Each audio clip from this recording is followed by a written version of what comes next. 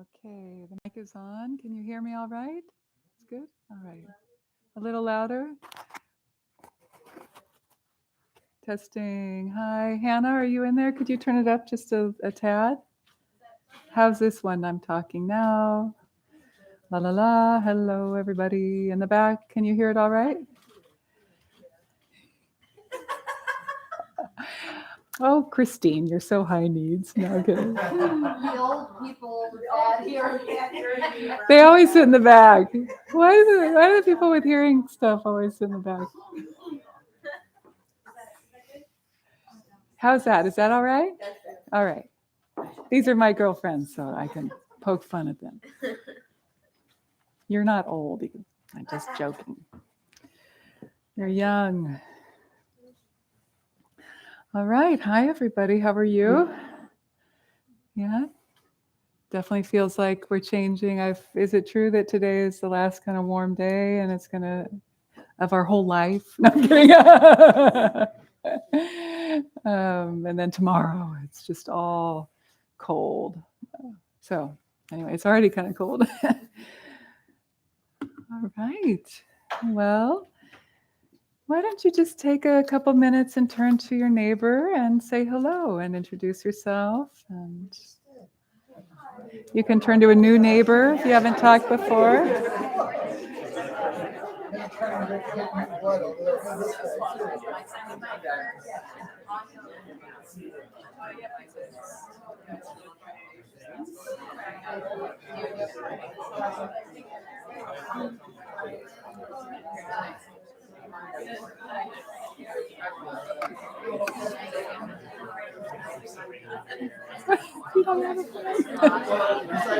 We can talk. Oh, we can talk. Hi. Good. How are you?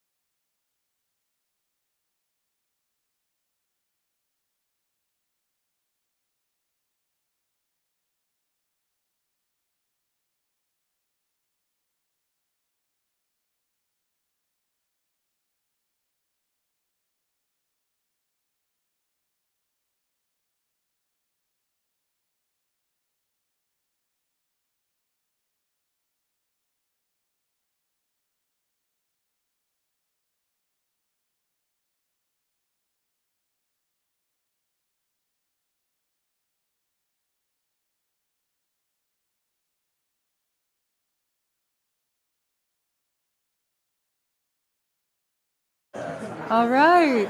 Let's come back.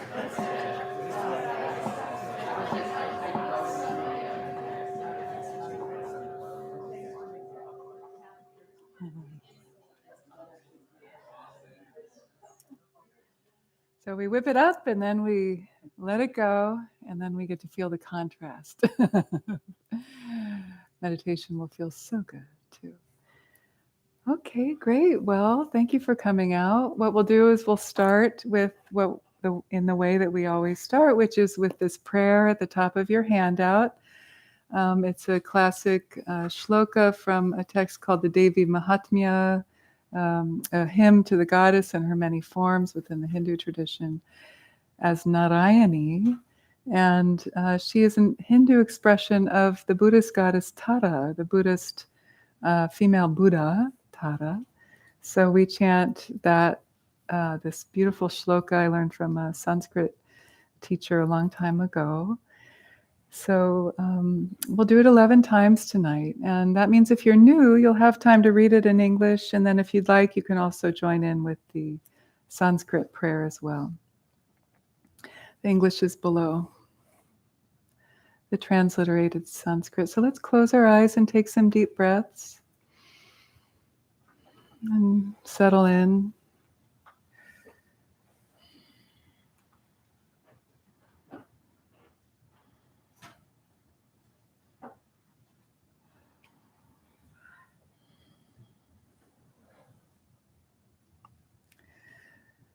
And even if these sounds are new for you, in some way feel them opening, like knocking on the door of your heart, some form of your own personal way of opening to just a feeling of devotion to something or some feeling, power greater than you in some way. This is the feeling we come to this. It's like we're taking refuge in the Great Mother as we chant to her and ask her for her prayers, her blessings.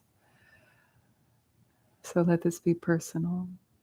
I'll call and you can respond. We'll do that line by line, and then we'll do it all together 11 times.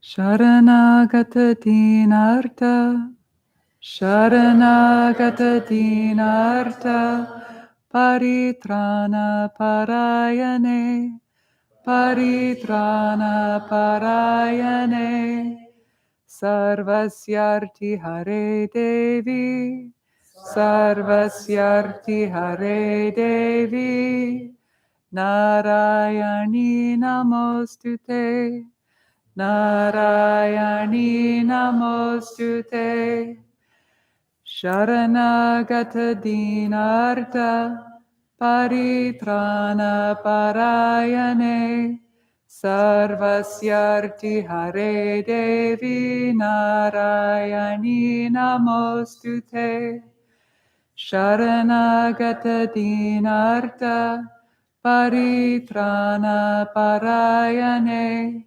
Sarvasyārti hare Devi, Nārāyaṇi namostute, Śaraṇāgata dīnārtha, paritrāṇa parāyaṇe, Sarvasyārti hare Devi, Nārāyaṇi namostute, Śaraṇāgata dīnārtha, paritrāṇa parāyaṇe, Sarvasyārti hare Devi, Nārāyaṇi namostute, Śaraṇāgata dīnārtha, paritrāṇa parāyaṇe, Sarvasyārti hare Devi, Nārāyaṇi namostute, Śaraṇāgata dīnārtha, paritrāṇa parāyaṇe, Sarvasyārti hare Devi, Nārāyaṇi namostute, Śaraṇāgata dīnārtha, paritrāṇa parāyaṇe, Sarvasyārti hare Devi, Nārāyaṇi namostute, Śaraṇāgata dīnārtha, paritrāṇa parāyaṇe, Sarvasyārti hare Devi, Nārāyaṇi namostute, Śaraṇāgata dīnārtha, paritrāṇa parāyaṇe, Sarvasyārti hare Devi, Nārāyaṇi namostute, Śaraṇāgata dīnārtha, paritrāṇa parāyaṇe, Sarvasyārti hare Devi, Nārāyaṇi namostute, Śaraṇāgata dīnārtha, paritrāṇa parāyaṇe, Sarvasyārti hare Devi, Nārāyaṇi namostute.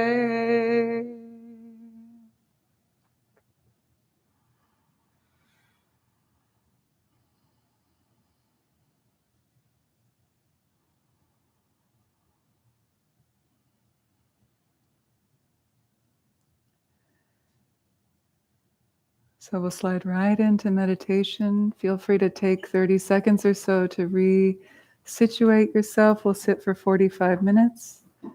So make sure you're comfortable.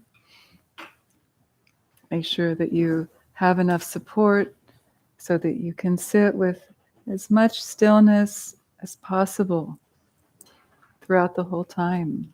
So if you need some, move to a chair or get a blanket, please do so now. Don't be shy. You can meditate sitting up, of course, or in a supine position if you like, which is what I've been doing lately because of some health issues. So please know that you can listen to your body and just find a position that allows you to have your spine as straight and supple as possible. So not leaning, not slouching forward or overarching. Make sure your spine is in a nice line from the crown of the head down to the tailbone. A natural S curve if you are seated to distribute the weight evenly for gravity.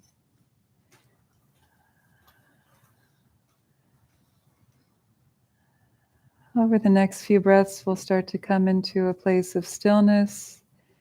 So if you like, you can rock your pelvis a little forward and back to find a nice neutral position for the bowl of your pelvis. And noticing if you're holding any tension, let the out-breath massage tension out of the body. And feel your bone structure aligned with gravity. And relax the muscular level as much as possible. The layer of the muscles soften.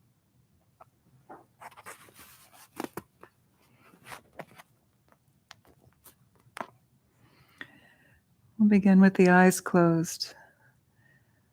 If you prefer to have them slightly open, you can just allow a little light in, the eyes gently hooded.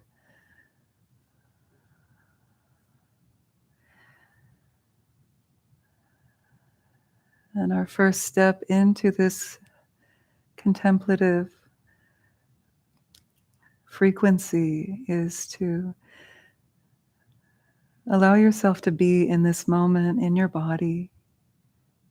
Just feeling how you are right now before you apply any antidote or technique. The out-breath can help you soften and release more and more into presence, present moment.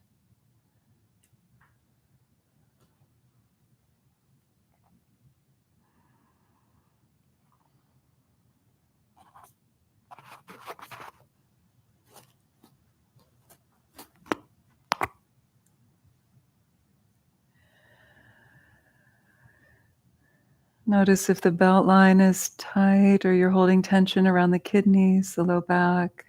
Allow those subtle areas that may be holding you up to soften.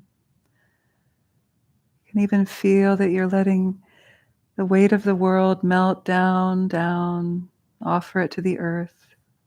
The weight of the world we might hold in our jaw and our shoulders, our backs, our bellies, our hips, our thumbs.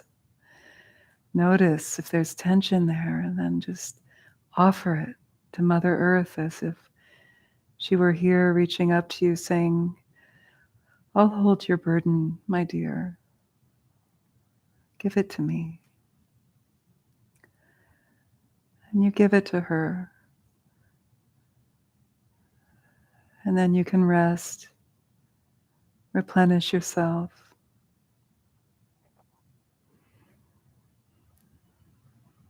And recharge.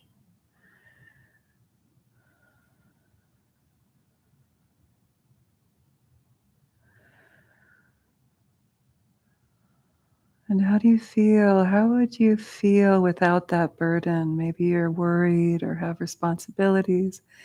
Just letting those things go for now and turning your attention to the body and the breath.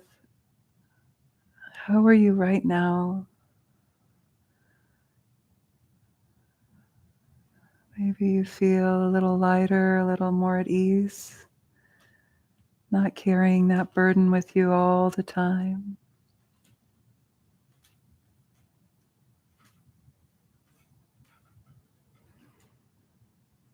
Can you let yourself just be?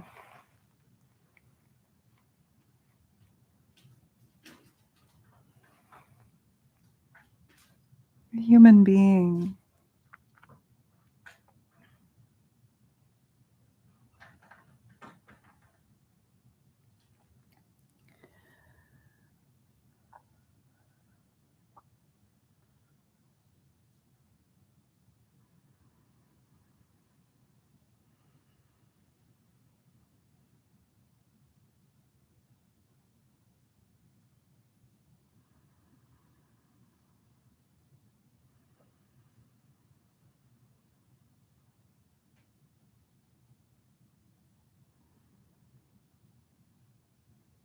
You let yourself be without needing to fix or change anything. It's like you're checking the weather. What's the internal atmosphere like? And can you breathe with that without changing it or fixing it?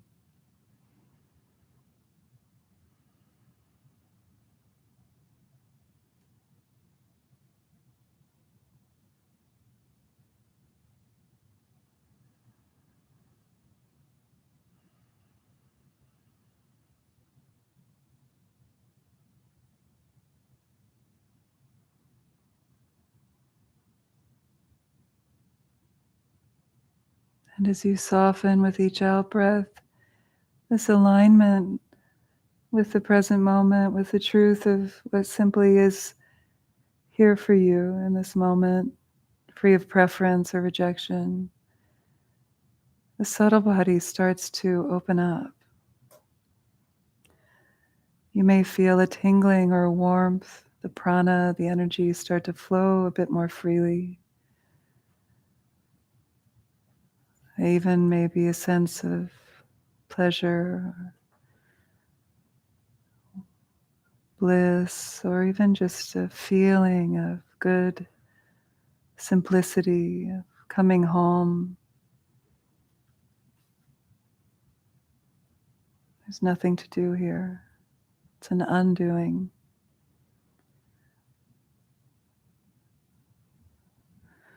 A settling the mind and the body and the breath in their natural state.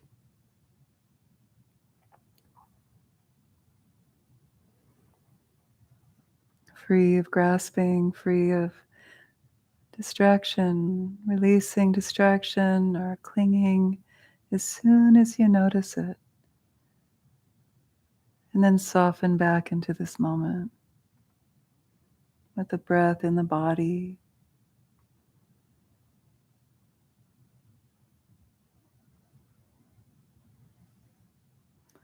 The body on this earth, on the cushion in this room, in this time and space.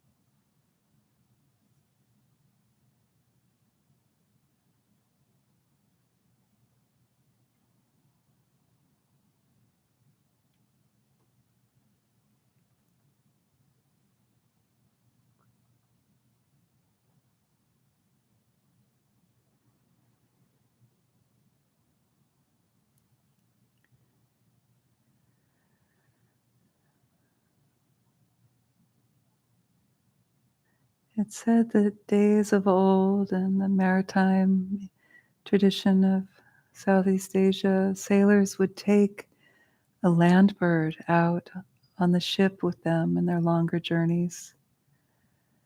Because if they lose sight of land or lost their course, they would release the land bird out of its cage. And if the land bird would fly high and circle over and over again, looking for land, and if it found land from up high in that vantage point of the sky, it would fly in that direction, and the sailors could follow. But if it didn't find land, it would circle for a while, and then it would alight back onto the ship because it had no choice. And then they would try again a little time later. And the old analogy is that the mind is like this land bird that flies in the sky, circles for a time, and then lands back upon the ship to rest. And you may feel that thoughts are like that. They arise, they spin around and round, the same old reruns. And then they get tired. And the thoughts just dissolve back into the space of the mind, just like the bird settling back onto the ship. So there's no forcing or cutting of thoughts or emptying of the mind you need to do. If you just approach meditation with a relaxed, spacious feeling, the mind and thoughts will exhaust themselves of their own accord. And eventually the mind will alight back into its home ground, the ground of being, its own natural state, free of duality, free of grasping and aversion, free of the push-pull.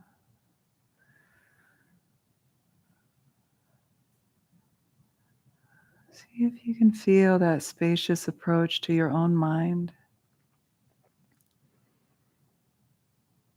Because the mind might look, the thoughts might look for land, but eventually they're not going to find anything better than right now, right here within you, because they are you. You are the ship. See if you can feel that. Observe your thoughts arise, spin round for a bit, and alight back until their true ground, the nature of your own mind. And rest in that experience of total release. Nothing to fix, no forcing, except for relaxation. Release thought. Relax and settle the mind back into its natural state.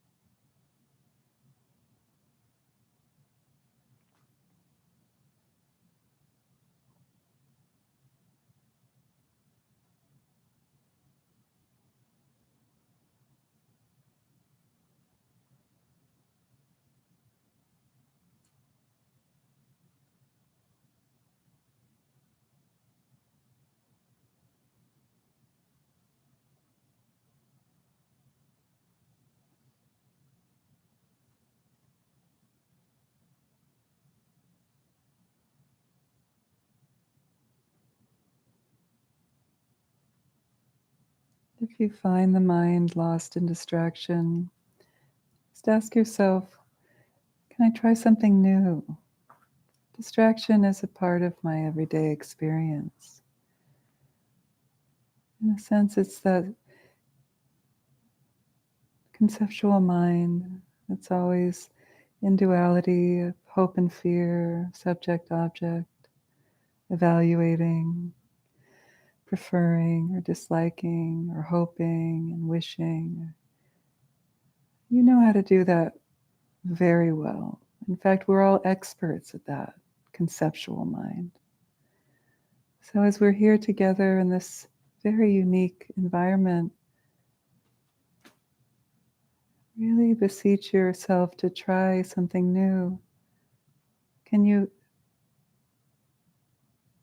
relax that habit? And as soon as you notice the distracting thoughts taking you out of the breath, out of the moment, out of your body, in a sense, it's like you bow to it. Thank you. I see you. I know you. And I'm not going to fuel you right now. And release it. You can even salute from a distance. And then come back, turning back to you, your body, your breath, and that feeling of inner, outer spaciousness unifying,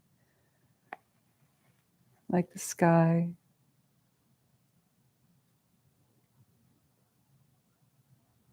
Like space that pervades your body, we are 99.99% space.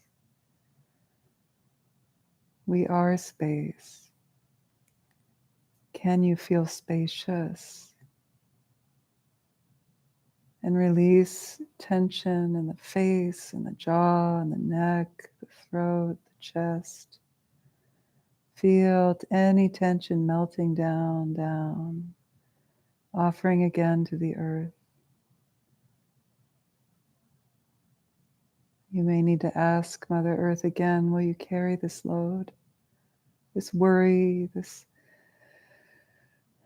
dread, this fear? Will you carry it for me so I can meditate, so I can do my work?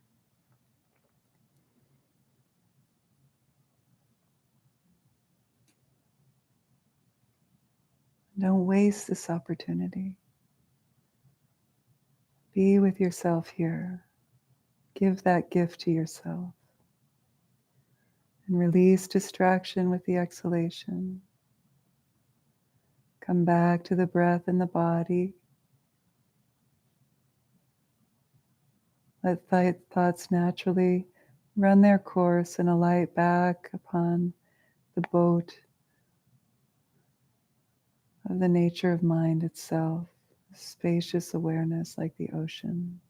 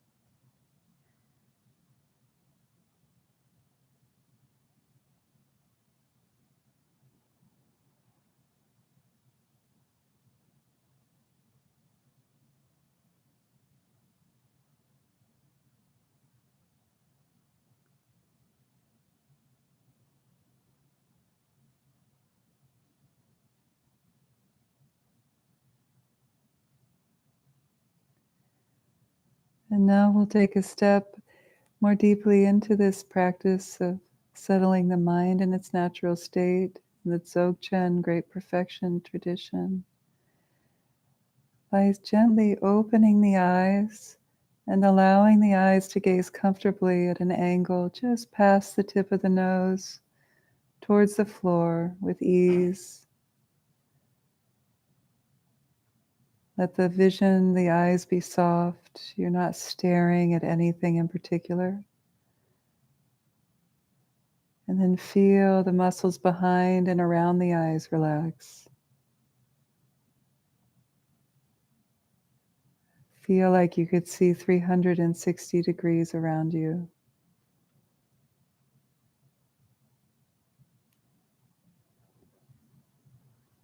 And feel free to blink or rest the eyes closed from time to time if you need to. This may be new for you. You can take it slow.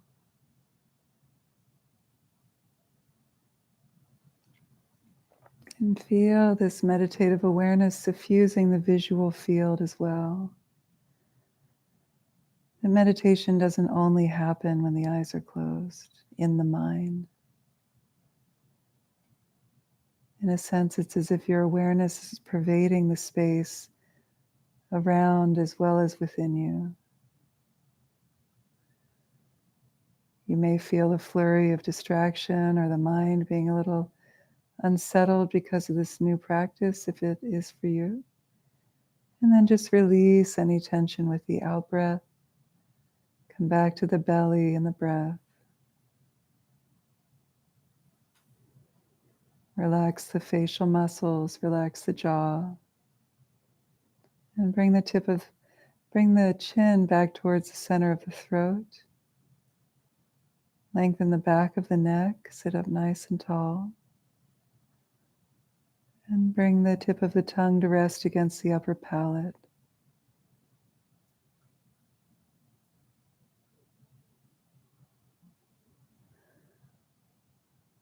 The arms are relaxed, the navel is soft.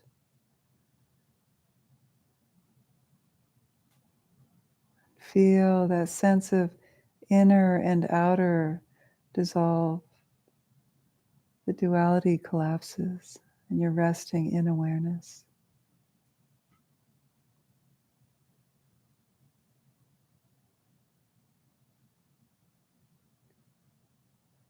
Blending awareness with space.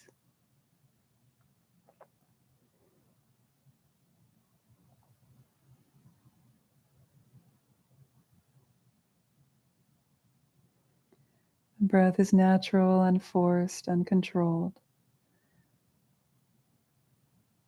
Breathing like a baby sleeping in its crib. Just a nice, gentle breath. May even get shallow or farther apart. No control, just follow. Listen and follow. Respond to the body's natural cues. And soften with the out-breath.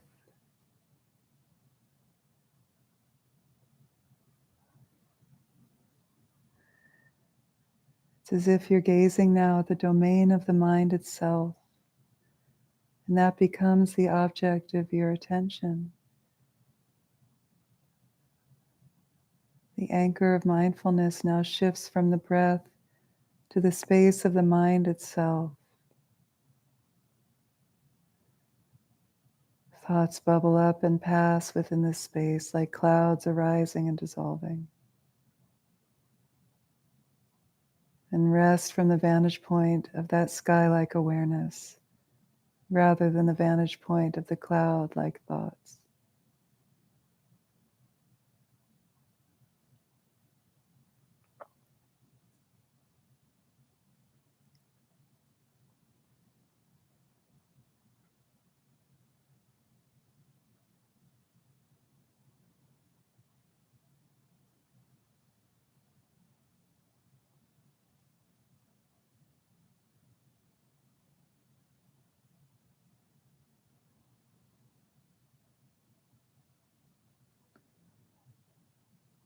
Someone is snoring, a neighbor has every right to pinch a toe or tug on a finger. I'm sure they'll be grateful and rest and enjoy.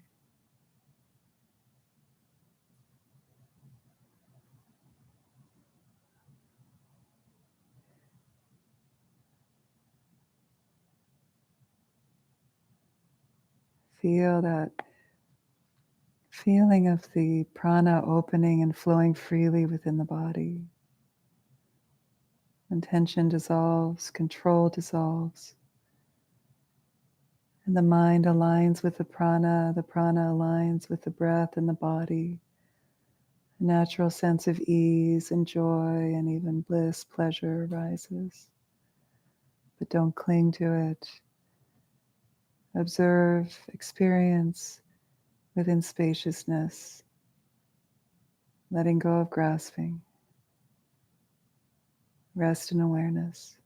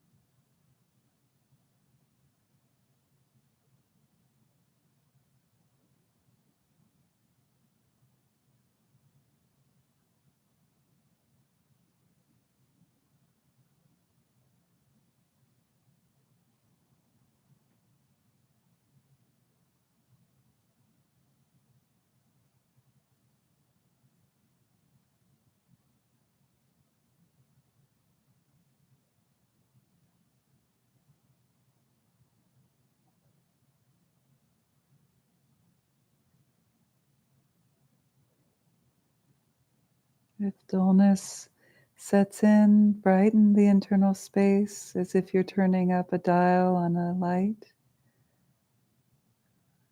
Awareness is luminous, clear, wakeful. Take a deep breath, even invigorate the inner life, then settle back in with clarity, luminosity, a radiance. Rigpa is radiant and empty of solidity. Can you taste it? Can you taste the nature of your own mind?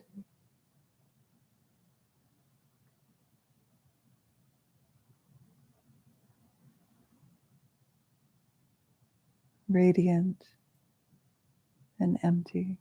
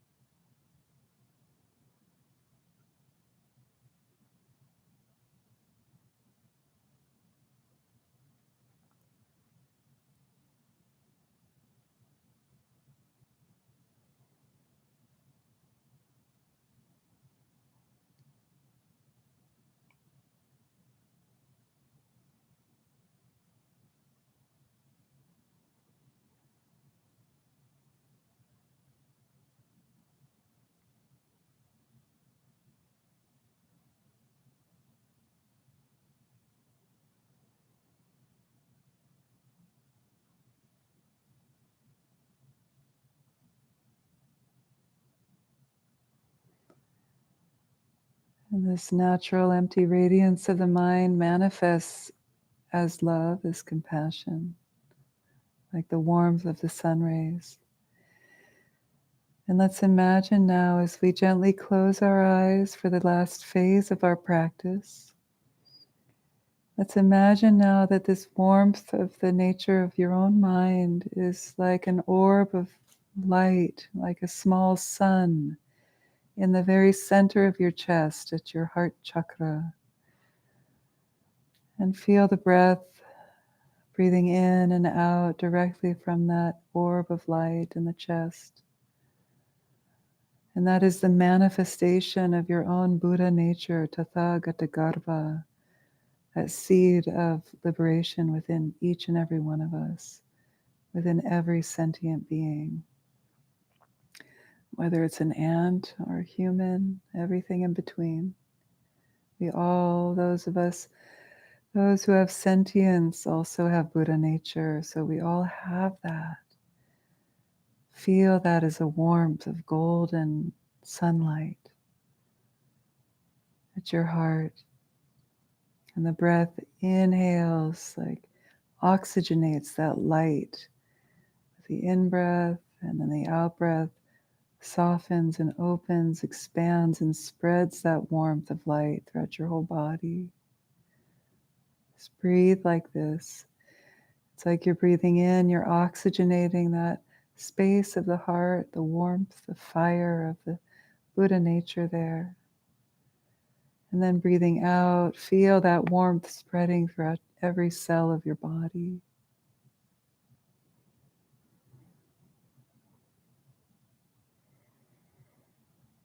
The breath is like a bellows.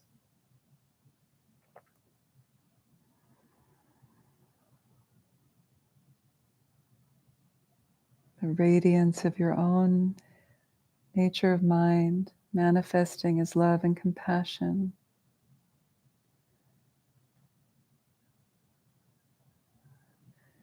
That heart that feels connected, not separate from all of nature, from all others. It's like the heart space is that portal into Indra's net. It's your unique gem within the infinite net of Indra. Each gem at each juncture of the net reflects every other gem within that universal net.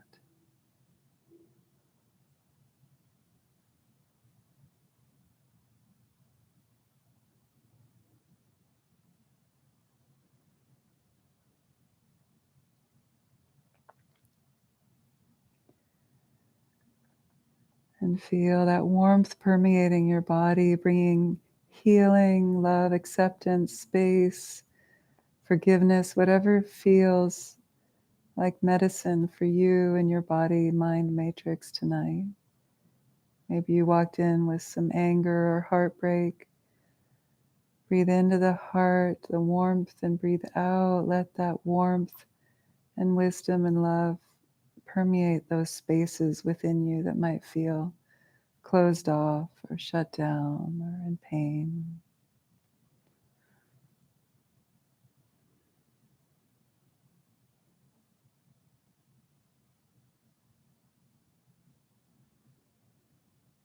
This is self Tonglen, sending and receiving, working with yourself.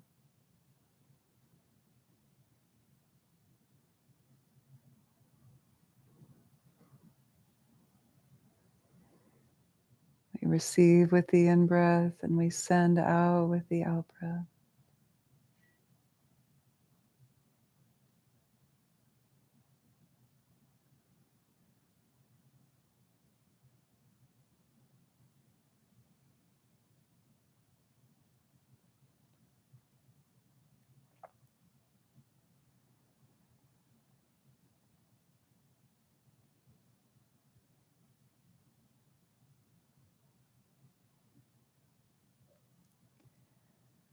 And with our own healing, often it's simply about getting out of our own way. So maybe the out-breath is a cool, clear, clearing breeze that opens the subtle body to the natural healing ability that's latent within you, unraveling the knots, allowing yourself to soak in that healing energy.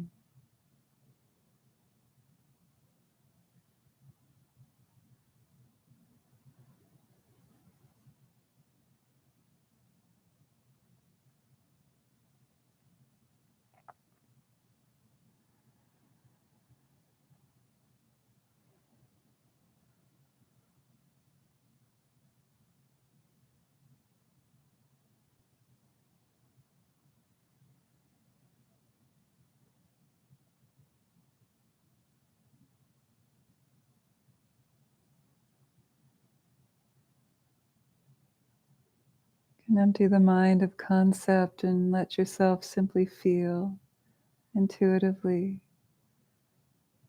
It's emptying of the mind of busyness and let your vessel receive the gift of healing that's within you.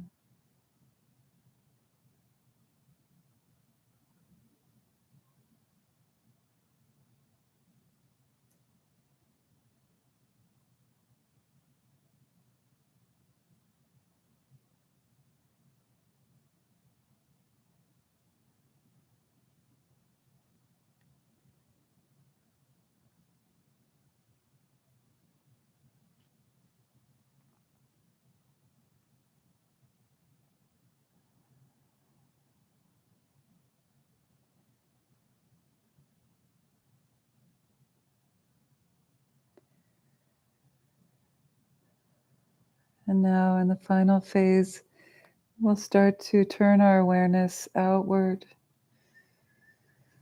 Having worked with ourselves for a bit now, we can turn towards those around us. Perhaps you want to work with now a loved one or a neutral person or a so-called enemy or even the global community. Maybe there's a group of people you wish to focus on. There's so much need in the world for prayer and refuge. I think we all know a particular hotspots around the world now. Maybe you want to focus on that.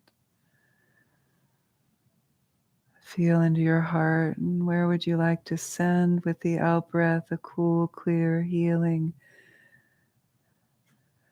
wish of freedom from suffering. And then with the in-breath, like you're breathing directly into the heart, this feeling of relieving their suffering. So the out-breath is ascending of release from suffering with a cool texture of clear, healing light. The in-breath is a willingness to, even metaphorically in meditation, to take on, to breathe in the other suffering. Transform it at that orb of light at your heart. And then breathe out the relief, the remedy, the refuge, the safety, protection, liberation. So stay with the breath. Feel that texture of the out, cool, healing breeze of clear light. The remedy. If you wish, you can breathe in a texture of hot or warm smoke. Transform it at the sun at your heart, the indestructible nature of mind. And breathe out that offering like metta, loving kindness. May you be well and free from suffering. Work with whatever, whomever you wish to now.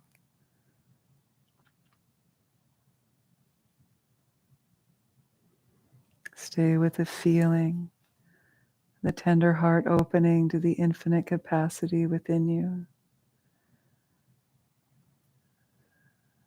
And that web, Indra's net that we all share in the heart space. We're all connected there. And therefore prayer is possible.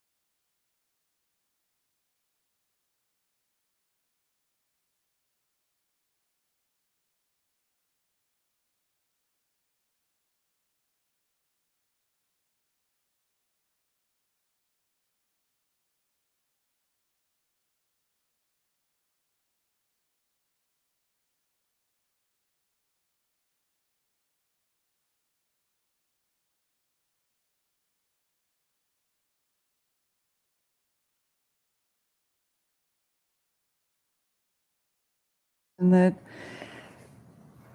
you suddenly find yourself on the moon, looking down at the earth, this whole global community with its joys and sorrows. And you stay with the breath. In a sense, you're like Superman, Wonder Woman, non-binary Superman woman, and you're breathing in this cosmic cloud of suffering, and you're breathing out a clear, cool, healing prayer. May all be free of suffering, and see that cloud of dark vapor just dissipating. May I take it in with the in-breath, and because I'm invincible, I transform it at my heart, and then I send it out. The remedy, may you be well. May you all be free of suffering.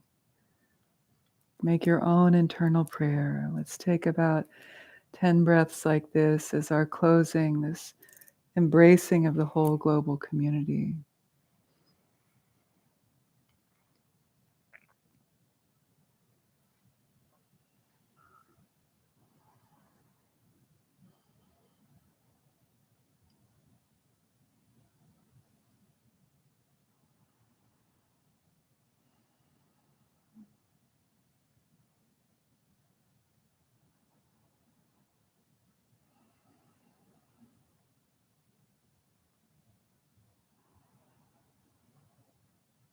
And with each breath, it becomes more and more clear. Balance is restored. Wars, violence, suffering dissolves. Peace, fulfillment, resources, balance, and people are happy. Children are free. It's like a vision. Envision that. It may feel ideal, but hey, it's your imagination. The sky's the limit. Go for it.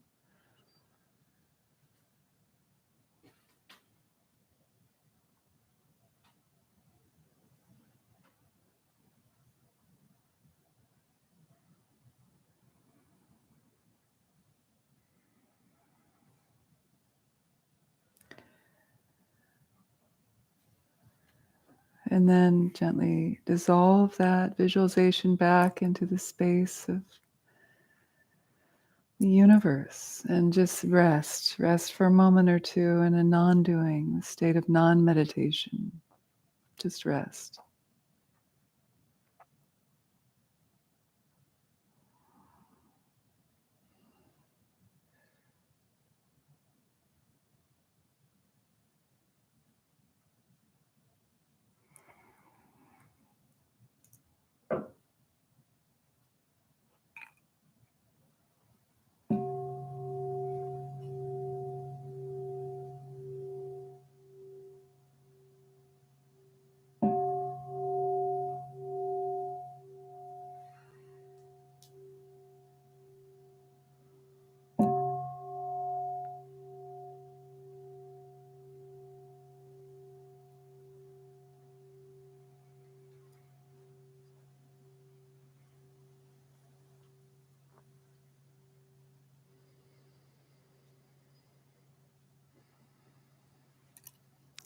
Slowly open our eyes.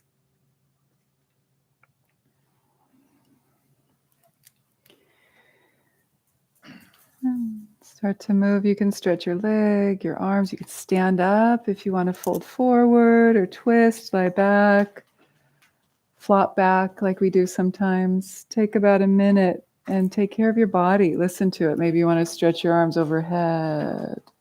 Yeah, or do a side bend, side to side. Stand up. Do a cartwheel.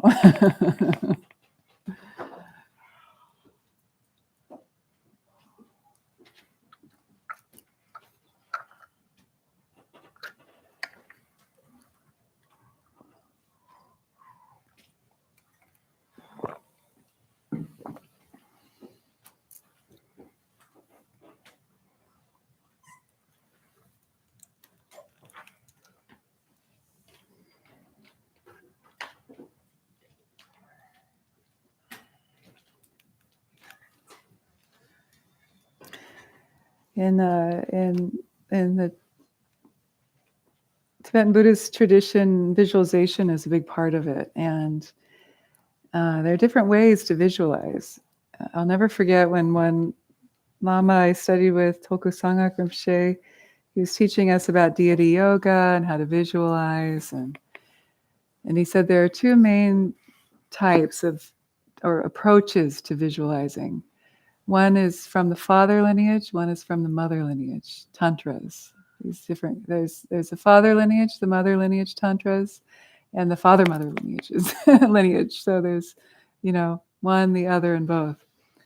And he said the father lineage technique of deity yoga, where you're visualizing deities and doing mantras and emitting light and absorbing light, it's really cool and psychedelic. But the way you do it in the father lineage is piece by piece, constructing the visualization with every detail perfectly visualized. Or mandalas. Have any of you really meditated on a mandala before? You know, the sand mandalas that the Tibetan monks make, and then they destroy it at the end as a teaching of impermanence. It's so beautiful, but then they let it go. So it's like that. It's like this, you're building the sand mandala visualization of every quadrant, every feature perfectly. And it's about getting all the details. And there's a kind of shamatha or samadhi that comes from that kind of concentration. But the mother lineage approach is spontaneous. Like he said, I never forgot this. Like, imagine, let's all right now, imagine that you're staring at a calm lake, like a mirror reflecting the sky. It's so calm. And suddenly, a giant fish bursts through the surface of the water, and it's just there. So that's the other way to visualize. It's just like it's there. And then you connect with the feeling of it. It's not so much about the details. It's about connecting with the feeling. Doesn't that feel more like the mother lineage? See, guys, women have more fun. You know, you don't have to be blonde. You know, it's just women. No, I'm kidding. I'm joking. You know, the detail is cool too. I've done that, and I've had some pretty wonderful experiences that way. I'm not belittling that. But the feeling, I think, resonates a lot more with Western folks in terms of my experience over the years, right? But I love that image of like, really the sky's the limit with the imagination. There's nothing limiting what you can visualize. Like you can be on the moon right now. You can visualize the whole world. You can visualize your sister in front of you. You know, I mean, don't let the logical mind kind of keep you bogged down in the space-time prison. So think about that when you're doing Tonglen, because we do visualization quite a bit, right? And it might be new for people who are more familiar with Zen or Vipassana, where visualization is less utilized. It can be there a little bit, but not very much. So I thought that was just spontaneously, that like a fish, that just popped into my mind. So I wanted to share that with you. There's two different approaches. It's a pretty cool image. How was that for you? Maybe a minute, maybe one or two comments. I want to get to the slogan. It's a juicy one. And boy, there's a lot that could be said about number 17. But coming right out of meditation, does somebody have something, a question or something they notice that they would like clarity with or help with? Something not so philosophical, but more like practice oriented.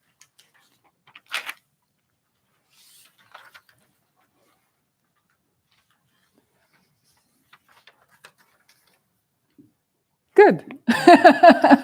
Makes my job a little easier. Okay, so we're on 17. We've actually started the fourth point, right? Does it say that on your sheet? Point 4. Could somebody read the fourth point? These are like chapters. It says point, but for me, that's always been confusing. Really, it's called the 7-point mind training. You could also, in a sense, more accurately say the 7 chapters of mind training, because within each point are a lot of slogans. So we're entering into chapter 4, you know, the fourth point, they say. First slogan of the fourth point. So we're on slogan 17. But somebody please read nice and loud, supported with your belly, the fourth point. What does it say there? Go ahead, just go for it. Point 4, showing the utilization of practice in one's whole life. Yes, thank you. What's your name? Kian. Kian, nice to see you. You haven't been in class. Have you been in this class before? Oh, my bad. As my 15-year-old says. Can't help it. Okay, my bad. Instead of saying sorry, he says, my bad. It's funny. It's cute, actually. I kind of like it. All right, showing the utilization of practice in one's whole life. Is that what it says on your sheet? Yeah, good, because there are a lot of different ways you can translate some of these. Great. Thank you, Kian. So what's interesting is this is really about this point 4 is like a bird's eye view of the mind training for our life. Okay, remember like the first 5 or 6 were like nature of mind, emptiness, really big philosophical teachings. And then ever since then, we've been like, okay, how do we bring Dharma into our everyday life? Well, this is kind of a bird's eye view, another angle from the bird. How funny, the bird, the land bird on the ocean ship. The bird's eye view of Lojong for life. How do we do it? How do we utilize practice in our whole life, not just on the cushion, not just in the temple, not just in the retreat cave? And this section 4, chapter 4.4, has 2 main parts. The first is what to do during your life. It's called the bardo of life. And then what to do at death, the bardo of death. So teachings on life and death. So we'll unpack these as the weeks go by. So someone else, please, read the slogan number 17. Just go for it. Yeah, go for it. Practice the 5 strengths, the condensed heart instructions. Good. Practice the 5 strengths, the condensed heart instructions. Thank you. What's your name? Ellie. Ellie. Okay, good. All right. So practice the 5 strengths, the condensed heart instructions. I love condensed. That's always nice, right? Because we all need the condensed teaching, the cliff notes. This is really practical, not so philosophical. Okay, so we're in practical land. How can we do this? How do we bring practice into our whole life? Well, we do so with the 5 strengths. So what are these 5 strengths, the condensed heart instructions? Okay, so first of all, a bit before I go into 1, 2, 3, 4, 5, we can understand these 5 strengths as the heart instructions on how to live and die. So if you know how to live, they say, then you know how to die. If you live well, then you die well. If you learn how to let go of attachment in life, then when it comes time to really let go, you can let go of attachment to this body and possessions and family at the time of death. They say that makes death a lot more liberating, freeing, less suffering as you're heading on out. And less suffering in the bardo too, which is that time in between life and death. There are actually 6 bardos. There's not just one bardo. We think of bardo, which means intermediary state or in between. We think of that maybe as just the time from death to the next rebirth, where we have visions of, the bardo visions, and maybe we can recognize the clear light within the hallucination of all the goblins and strange appearances that can arise in the dying process. But there are also these other 5 bardos, the bardo of life, the bardo of dream, the bardo of becoming, the bardo of death, the bardo of sleep. So it's very interesting. There's a quote by Suzuki Roshi that I thought was helpful here. He says, just be willing to die over and over again. As each breath goes out, let it be the end.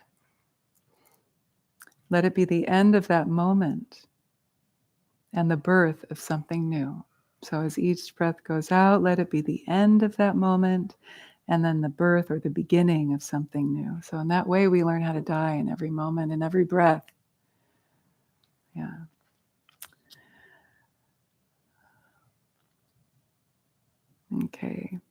Okay, so the 5 strengths. The first is called strong determination. Strong determination. But the commentaries say it's not just about forceful strength, being determined and bootstrapping your way through life and practice. They say it should definitely be infused with joy, with relaxation, and with trust. Trusting in the path, trusting in your teacher, trusting in the teachings, and trusting in yourself, your capacity to persevere, to see these teachings through to fruition. Not always so easy. Yeah, I have had the crisis of faith in my life. Can I really do it? Maybe I'll just get a little far in this life and then I'll work harder in the next life. Yeah, I think we all kind of feel that way sometimes. So determination, it's a huge part of practice. And also the determination to use every challenge as an opportunity to open your heart and soften it to the tenderness within you, the tenderness without you, meaning around you, outside of you. So not fighting reality, but not giving up either, right? So finding that middle path, not giving up, but not fighting so hard that you miss the point. There's a funny old Zen saying. Let me see if I can remember it. This new student goes to a Zen teacher and says, "Oh, teacher, how long does it take to achieve enlightenment?" And the teacher says, 10 years. And the student says, "Okay, how long does it take if I try really hard, if I'm determined, if I persevere really hard?" And the teacher says, 20 years. So it's like that, determination, but not determination, try, but don't try. Be in the flow, but don't flake out. All right. In terms of spiritual practice, I'm trying out some new progressives and I hate them. I hate you, I hate you, I hate you. I need to practice Tonglen with you.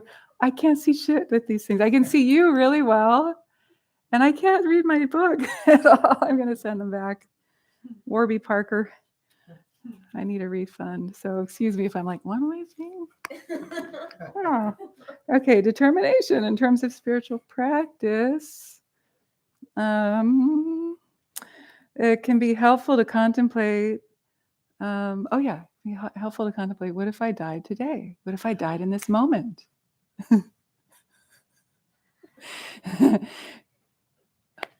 How would I want to die? Would I want to be died like grinding my teeth and really pissed off at all those people who did me wrong? Do I want to die like that? No. Or could I be ready for death? Could I say, "Oh yeah, haha, that's funny." Let go. Have a sense of humor, a sense of buoyancy. I remember when I learned impermanence and all these different meditations you do on impermanence, and one that really helped me was this feeling of like, what if I had an aneurysm right now? Because that comes really fast. Like right now. Where would I be? Have you ever been in an airplane and you think you're going to go down because of the turbulence, and you're like, no, I'm not ready. I'm not. No. But then you're like forced to go, okay, well, if we go down, how do I want to go down? It's like that. Okay, well, I better say some mantra right now, or meditate, or pray, or whatever it is that brings you to your true nature, to your home ground, that feeling of peace.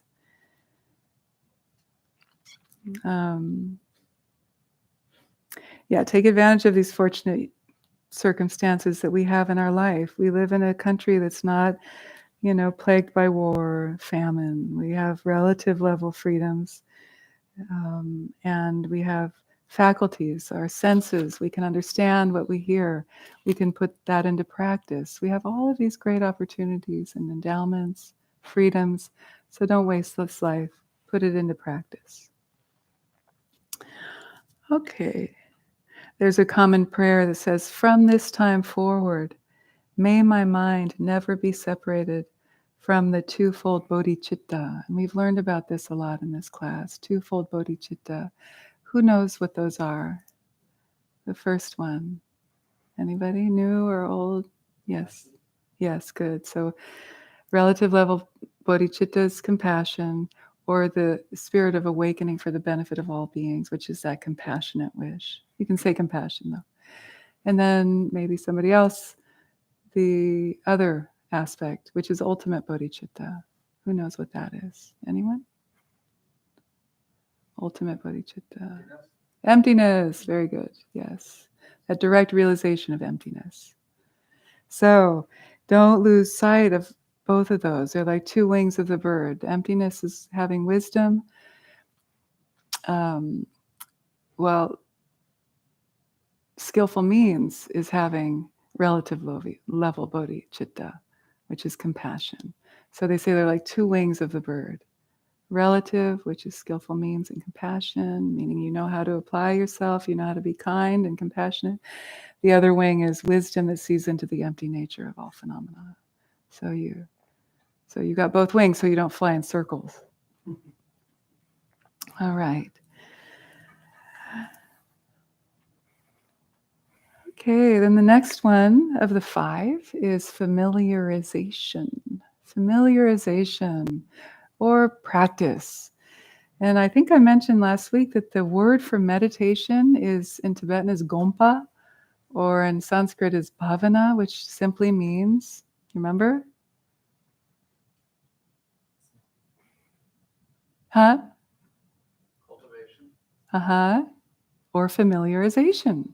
Yeah, cultivation, familiarizing yourself. Are you familiarizing yourself with being in the present moment? Are you familiarizing yourself with a mantra? Are you familiarizing yourself with the sensations in your body or in your belly in particular? What are you training your mind to attend to? That's meditation. That's gompa. That's bhavana.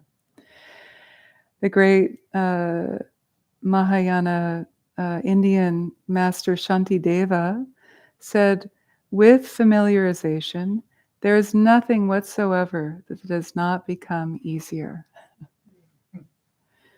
With familiarization, there's nothing whatsoever that does not become easier. So what are we familiarizing ourselves with? Negativity, positivity, positive states, negative states. So again, checking the mind. What are you familiarizing yourself with? I've had some health challenges lately. I've really had to check my mind. Am I familiarizing myself with, the downward spiral of, oh my God, I'm never going to heal from this? That's a familiarization there. Or am I familiarizing myself with my capacity to heal? My body can do this. We really have a choice. And it's not always so easy. It's easier said than done, right? Yeah. Yeah. So that's why practice is important, because we need to familiarize ourselves and train our mind, which can be so wily sometimes. We can transform small adversities into practice. And then over time, our practice becomes stronger, so that then we can handle greater, larger adversity. So let's practice with the little things. Have you ever had a friend who freaks out over the little things and you're like, come on, this is minor, first world problems, come on, So yeah, let's see if we can be cool with the first world problems. And then if we find ourselves in other environments that aren't so easy, we can, our inner life environment as well, those greater adversities, we can be there with it. So they say the power of familiarization, the second point, is applying our practice to fill all aspects of your life. The easy, the difficult, and everything in between. The love, the hate. Okay, the third of the 5 powers is called positive seeds. Positive seeds. What seeds are we watering, right? Are we planting and watering positive seeds? Or are we planting and watering negative seeds? Sort of like what I was just talking about. So it's like having a commitment and devotion to your practice. We really have to water that seed, right? A lot of us weren't raised with the practice of waking up early, lighting some incense and a candle to our shrine, sitting down and meditating or doing yoga or a spiritual prayer, spiritual practice. Some of us were, but not a lot of us weren't. We wake up and we turn on the TV or the news or read the newspaper, make a cup of coffee and argue with our spouse, whatever. So because maybe we weren't given that leg up early on in our life, like Tibetans were, for example. I lived in Tibetan refugee settlement communities with Tibetans. I lived with Tibetans roommates. And I noted that, like for them, this is a lot easier to just automatically get up and do that, get it out of the way, boom. But I had to really, it's like pulling teeth every morning, getting used to that. So how do we water those positive seeds of devotion and commitment to practice, commitment to relative and absolute bodhicitta, wisdom and compassion towards ourselves and others? And this every moment is a seed for your future moments, right? Your future fruits, super fruits. I don't know what I was going to say. So what seeds are you watering? Thich Nhat Hanh talks a lot about that, watering the seeds. What seeds are you watering? Okay. Fourth. This one's, abhorrence, which I don't like that word, or reproach or repulsion. This is like, what? We're all love and light over here, but now we're like repulsed. And by the way, those first three are not all love and light. They're really hard sometimes. So what they're saying is, feel a sense of repulsion or turning away from self-centeredness. These self-centered ways of thinking that cause so much suffering in our lives and other lives. Selfishness, egoic, narcissism, all of those extremes are kind of spectrums of ways that we can be fixated on our own welfare alone.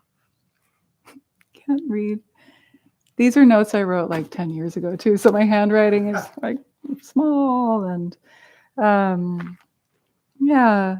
a repulsion towards negativity also, right? Like fight fire with fire, fight negativity with negativity. You could say repulsion with repulsion. Like turn away from it, not in a repulsed negative way necessarily, but like I see you and I'm going to choose not to water those seeds. I have I have an allergy. I have an allergy to negativity. I just don't want to go there. I don't need to go there. I've gone there enough. I know that area really well. Been there, done that. Now I want to try something new. Life is short. And those of you who are under 50, life is short. Don't waste your time. Those of us who are over 50, we know we don't have a lot of time left. We don't even know that under 50 might not even have much more time left. We don't know when we're going to die. So let's, what they say is not take refuge in false refuge, which is the ego clinging, but find the true refuge, which is our nature of mind, our Buddha nature. So false refuge, ego. True refuge, your own Buddha nature, your own basic goodness, your own home ground, your natural state.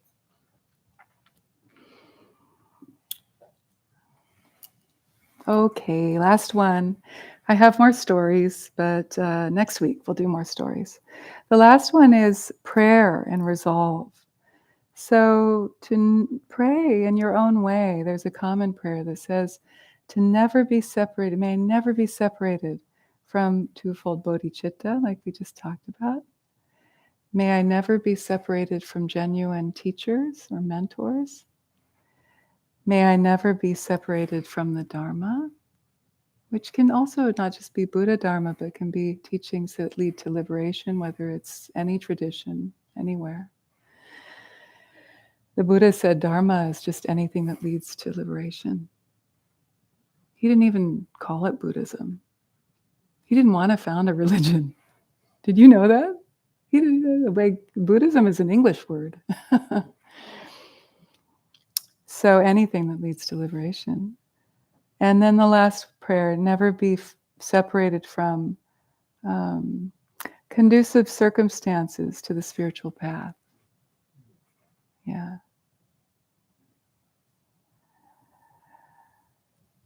There's a classic, I'll end with this classic Tibetan aphorism that has been used by Tibetans for generations.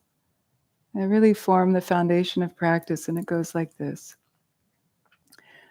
Rely not on individuals, but on the Dharma. Rely not on words, but on the meaning. Rely not on the provisional meaning, which is kind of like the surface meaning, but on definitive meaning, meaning the depth of meaning. Rely not on conventional consciousness, but on intuitive wisdom. Yeah. Okay. Do you want me to read it again? Or do you feel like you got it? One more time. Okay. Rely not on individuals, but on the Dharma. Because you know what? The individuals can go astray. Have you ever had a teacher go a little off the deep end? But the Dharma, if it's more stable. So rely not on individuals, but on the Dharma. Rely not on the words, but on the meaning, meaning the meaning behind the words, the deeper meaning. Rely not on provisional meaning, but on definitive meaning, meaning that meaning that is more, I guess you could say, definitive, more universal. And then lastly, rely not on conventional consciousness, meaning kind of superficial, or like mind, dualistic mind, but on intuitive wisdom, that depth of knowing within each and every one of you. That's what we rely on. Nobody can take that from you. So, okay, so let's close our eyes and rely on that depth of intuitive wisdom within yourself. And feel that heart space. All these teachings can live in you, and you can water those seeds to fruition within you.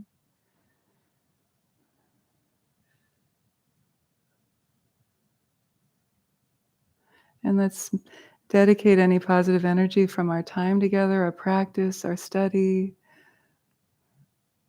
our sharing of ideas for the benefit of ourselves, our own growth, and the benefit of all beings everywhere, near and far, seen and unseen, friend and foe. May it be so. Thank you.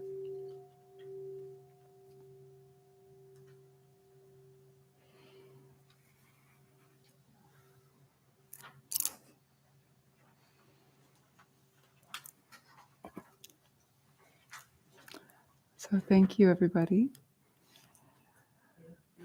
You're welcome. Yes. One announcement before we go. A dear friend of mine and Dharma sister, Gina McCarthy, is here in the back in the orange. Thank you for coming, Gina. And Gina will be offering a wonderful, is it a day-long? Like a day-long retreat workshop here at the Alembic on November 12th. And it's honoring and clearing the mother path. That's wonderful, yeah. Honoring and clearing the mother path. Even if you don't have to be a woman to come, you can be someone who's caring for another, embodies that role as mothering someone and clearing the path. If you're curious to learn more, you can ask Gina. She's a longtime practitioner and teacher and midwife, and has been an educator in the area of midwifery and healing birth trauma for decades. So she's a wealth of knowledge. So please check in with her. We have tea out in the lobby, so you can grab a cup of tea. If Gina, do you have time to stay a little bit? And feel free to ask her questions there and get to know each other, build community, make new friends. And thank you, everybody. I'm going to close up shop. Sometimes I can stay afterwards, but tonight I think it's good to go home. I had surgery a couple weeks ago, so I have to pay attention to my body. Thanks, everybody. Take care. Okay, so next week is Halloween. I know. Thank you for reminding me, Kevin. So if you want to dress up, you can dress up. I haven't figured out if I'm going to dress up yet. So it's all fun. It can be spontaneous. It can be goofy. It can be nothing. You can just come as your own freaky self. And we'll probably do something a little special, maybe a little with the theme. But it won't be over the top. To do that theme, you'll want to go with Michael Taft and the Death Sangha, which is, when is that? Saturday. Yeah, so that's his classic Death Sangha. People love that. It's cool. I've done that before. You can totally do that. Tuesday will be like Death Sangha light. Death Sangha dark. Okay. Good night, everybody. Take care. See you next week. Practice this if you can. Even just remember a piece of it. Put it into practice. And you can always listen to the YouTube. You know, if you like the quotes, you want to write them down.